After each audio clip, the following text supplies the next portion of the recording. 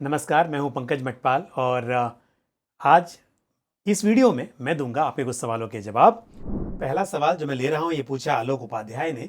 आलोक जी, आपने बताया कि आप लखनऊ के रहने वाले हैं और आप जानना चाहते हैं कि मार्केट के घटने बढ़ने पर आर्बिट्राज फंड के रिटर्न्स पर क्या फर्क पड़ता है और किस तरह के रिटर्न्स एक्सपेक्ट किए जा सकते हैं।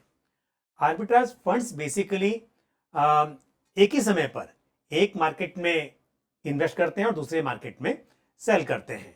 जैसे कि कैश मार्केट में स्टॉक्स बाय किए गए हैं और सेम टाइम पर डेरिवेटिव मार्केट में स्टॉक्स को या इंडेक्स को सेल किया गया है। आर्बिट्राज फंड्स बेसिकली एक ही समय पर एक मार्केट में शेयर्स या सिक्योरिटीज बाय करते हैं और दूसरे मार्केट में उसे सेल करते हैं। उदाहरण के तौर पर जैसे कैश मार्केट में बाय किया और डेरिवेटिव में सेल किया।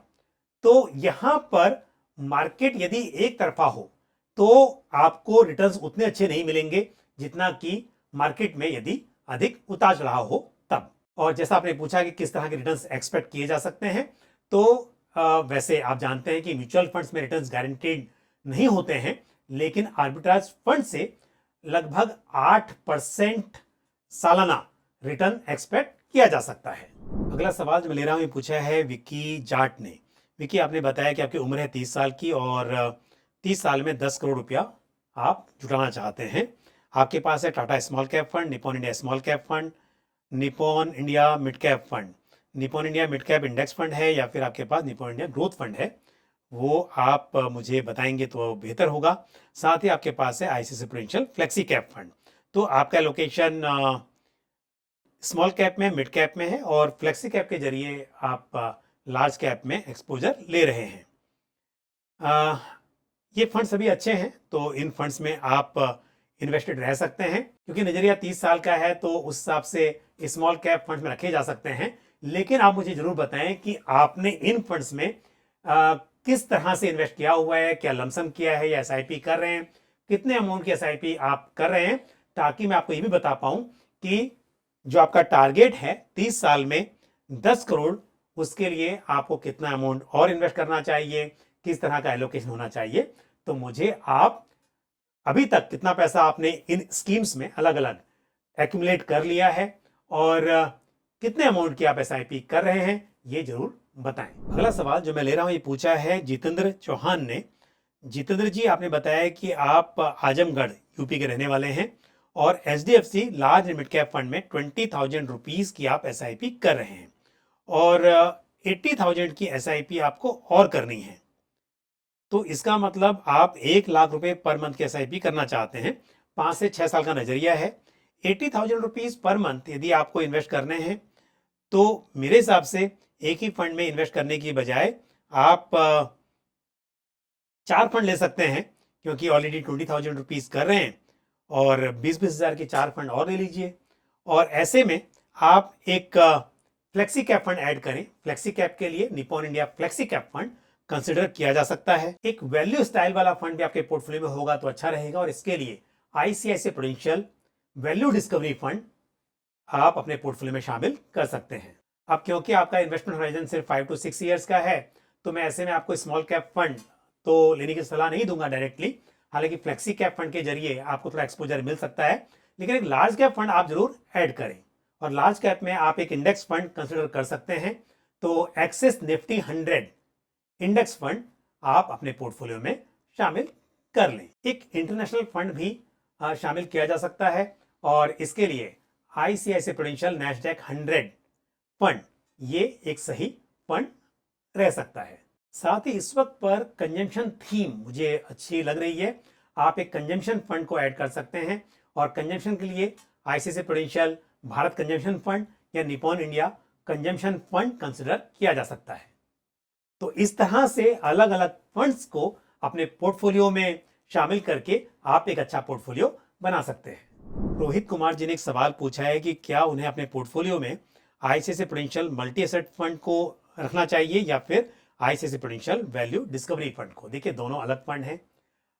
वैल्यू डिस्कवरी फंड एक वैल्यू स्टाइल वाला इक्विटी फंड है, जबकि मल्टी एसेट फंड एक हाइब्रिड फंड है जिसका इन्वेस्टमेंट इक्विटी, डेट और गोल्ड में होता है। तो आप अपने पोर्टफोलियो में दोनों ही फंड्स को शामिल कर सकते हैं।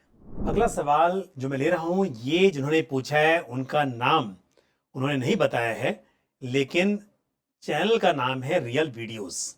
मैं आपका सवाल पढ़ देता हूं। Nippon India small cap fund में आप 4000 रुपीज इन्वेस्ट कर रहे हैं, टाटा डिजिटल इंडिया में 2000, Canara Robeco small cap fund में 2000, पराग पारिक फ्लेक्सी कैप फंड में 3000, Motilal Oswal large mid cap fund में 2500, PGIM India mid cap opportunities fund में 2000, और आपकी मंथली एसआईपी है। 10 साल का आपका इन्वेस्टमेंट होराइजन है।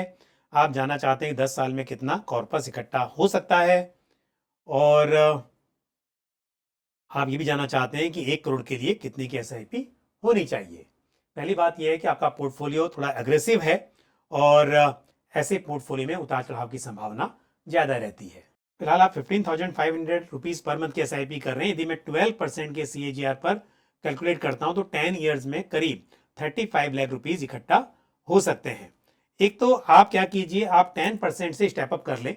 हर साल आपका जो एसआईपी अमाउंट है वो 10% से बढ़ता रहना चाहिए, तो इससे आपको आपका गोल अचीव होने में मदद मिलेगी। दूसरी बात यह है कि जितना भी अधिक हो सके आप एसआईपी अमाउंट को अभी बढ़ा लें। वैसे तो यदि आपको 10 ईयर्स में 1 करोड़ रुपए इकट्ठा करने हैं तो आपको ये अमाउंट डबल करना होगा, और जैसे मैंने कहा कि हर साल 10% से स्टेप अप भी करना है, वो भी करना होगा। तब 12% के CAGR पर आप 1 करोड़ रुपए की उम्मीद कर सकते हैं 10 ईयर्स में। लेकिन हो सकता है कि इस वक्त आप इन्वेस्टमेंट अमाउंट को डबल ना भी कर पाएं, लेकिन समय के साथ जितना हो सके आप जरूर करें, और इस वक्त भी जितना अधिक से अधिक आप बढ़ा सकें वो आप एसआईपी को जरूर बढ़ा लें। और यदि आपको एसआईपी अमाउंट बढ़ाना हो तो आप Motilal Oswal large and mid cap fund और पराग पारिक फ्लेक्सी कैप फंड में बढ़ा सकते हैं। और अब लेते हैं आज का अगला सवाल जो पूछा है देविंदर सिंह ने, और देविंदर सिंह जी रहने वाले हैं शिमला के।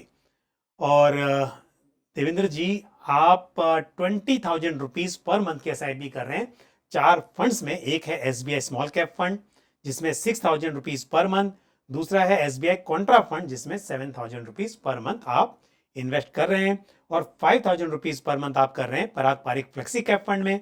साथ ही 2,000 रुपीज पर मंथ आप इन्वेस्ट कर रहे हैं एक्सिस मिड कैप फंड में, और साथ ही 50,000 रुपये आपने लमसम इन्वेस्ट किया हुआ है Nippon India large cap fund में, और 15 साल के लिए आप निवेश करना चाहते हैं और जानना चाहते हैं कि ये पोर्टफोलियो कैसा है।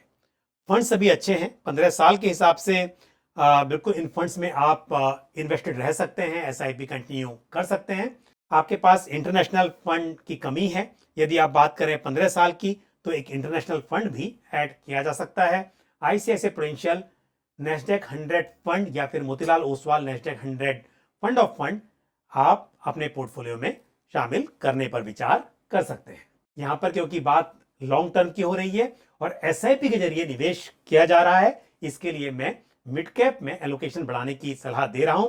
लेकिन यदि लमसम में इन्वेस्ट करना हो तो इस वक्त मिड कैप स्मॉल कैप के बजाय यदि लार्ज कैप और फ्लेक्सी कैप या फिर बैलेंस एडवांटेज फंड्स, इस तरह के फंड्स में इन्वेस्ट करेंगे तो मेरे हिसाब से ये बेहतर होगा। तो आज इस वीडियो में मैंने आपके कुछ प्रश्नों के उत्तर दिए। मुझे उम्मीद है ये जानकारी आपको पसंद आई होगी। आपके जो भी सवाल या सुझाव हों आप कमेंट बॉक्स में पोस्ट कर सकते हैं। आज के लिए बस इतना ही। मुझे दीजिए इजाज़त। अगले वीडियो में फिर किसी इंपॉर्टेंट टॉपिक के साथ या आपके सवालों के जवाब के साथ आपसे मुलाकात होगी। Thank you.